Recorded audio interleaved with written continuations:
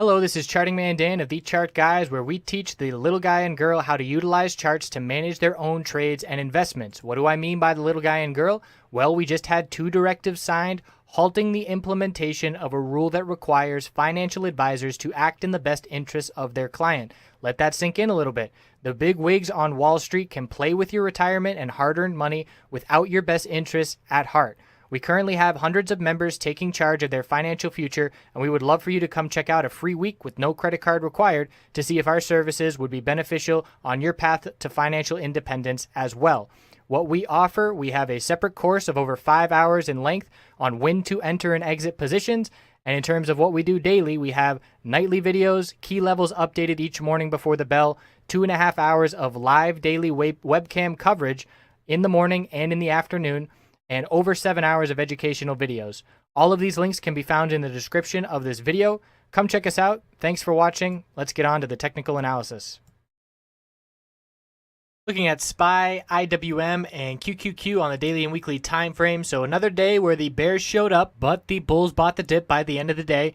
So we're looking at support of 236.01, and the key support for me is the low of Friday of 235.41. As long as that level holds, the higher low pattern remains intact. Lose that low of Friday, and we're going to see a bearish MACD cross and potentially a bearish TCG cross of these exponential moving averages. So the bulls remain in control. We have the presidential address tonight. That's going to have some impact on what we expect for the rest of the week. But as of right now, still not enough signs to be looking bearish. It's going to be a loss of Friday's low in order for me to be looking for normal, healthy consolidation on the daily time frame, which we haven't really seen much of since this bull break at the start of February. So the weekly time frame is a potential bearish reversal doji. After 5 weeks of the upside, this little pause and indecision does favor normal, healthy consolidation. And looks like there is a little gap here. There's a couple gaps.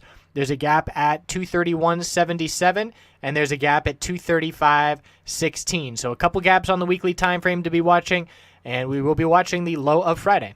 IWM, bears in full control. Look at that volume. That is big time bear volume. And again, I keep pointing out, if you're going to play a market bearish and you see some weakness in the S&P 500, IWM is magnifying that weakness to the downside. So right now, the range we're watching is resistance of 140 on the dot, and support is the low of Friday, 137.30. Still holding the middle Bollinger Band support, but we're much closer to a bearish MACD cross and a bearish TCG cross of these exponential moving averages, and that volume cannot be ignored, and we closed at the low of the day. So we're likely to see some weakness tomorrow as well, and 137.30, if that level breaks, we then have a lower high and a lower low, initiating that pullback. And we can see we're stalling out here on the weekly time frame, leveled out, and now pulling back a bit, on the verge of a bearish MACD cross on the weekly. This may be a canary in the coal mine, so to speak, with giving us the first heads up that the markets are pulling back, but we do need to keep in mind that it is clearly weaker than the other two names. And QQQ, still holding strong.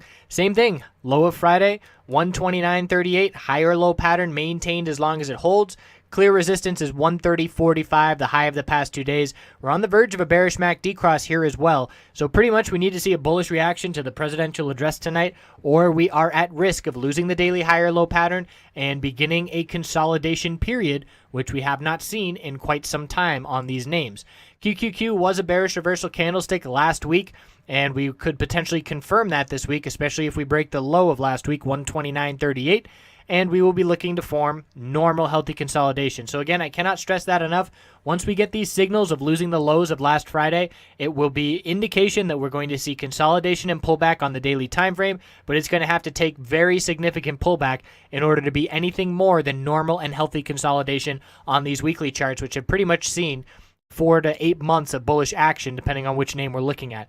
So we'll keep checking back in, and we will certainly give the red flag signal once the bulls lose that key support, and we'll be looking bearish in the short term, and volume will help dictate how much downside we anticipate. So I appreciate you watching, and we will check back in tomorrow. Have a great night.